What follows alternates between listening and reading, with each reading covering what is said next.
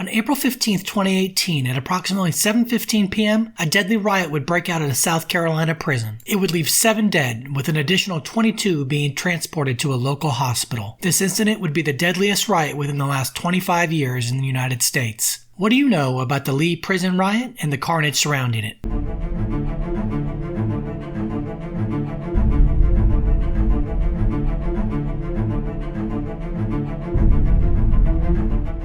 Lee Correctional Institution is the largest maximum security facility in the state of South Carolina. Built in 1993 to replace Central Correctional Institution at a cost of over $40 million. The west yard of the prison is considered to be the most dangerous in the facility, possibly in the state. As with most violent incidents in prison, the riot involved 3 major prison gangs: Bloods, Crips, and Gangster Disciples. The infamous day would start out with inmate Michael Millage, who was a member of the Bloods gang, being stabbed during a prison cell robbery. It would quickly spiral out of control. The assailant, DeMonte Rivera, a Gangster Disciple, was confronted by other Bloods members and fatally stabbed in the neck. This would occur in F3 housing unit near a common area, aptly called The Rock. Soon other housing units joined the fray. Gangster Disciple and Crips members joined forces to assassinate a high-ranking Bloods member, Raymond Scott. Unfortunately for Scott, they found their target in F5 housing unit. Scott, along with another Bloods member, Joshua Jenkins, did not escape the knife-wielding rival gang members. Retaliation continued in another housing unit, F1. Crips members in that housing unit were then targeted by the Bloods, causing more death and destruction. Prison officials had to wait several hours for additional manpower to arrive. Around 2:15 a.m. on April 16th, the riot was quelled by officers. After the riot had been suppressed, the questions would come. What led to this?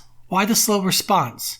Did prison officials let it happen? The state's prison director, Brian Sterling, reported that the incident began due to a battle over gang turf and cell phones. He said that he couldn't intervene earlier because they didn't have enough resources with over 1,500 inmates at the prison. The 7 deaths in the riot were Corey Scott, Eddie Gaskins, Raymond Scott, DeMonte Rivera, Michael Millage, Cornelius McClary, and Joshua Jenkins. Following the incident, 48 offenders would be moved to a private prison in Mississippi due to their involvement. Just over a year and a half later, indictments were announced by the South Carolina Attorney General. 29 people were included in the indictment, 4 of which had already been released from prison. As a result of the riot, South Carolina made several changes to their prisons. It included hiring more correctional officers and raising the pay of those already employed. The governor also approved additional funding to help stop the flow of contraband. After a further investigation, several employees were charged with taking bribes and smuggling cell phones into the facility. In 2021, 3 years after the riot, South Carolina approved over $90 million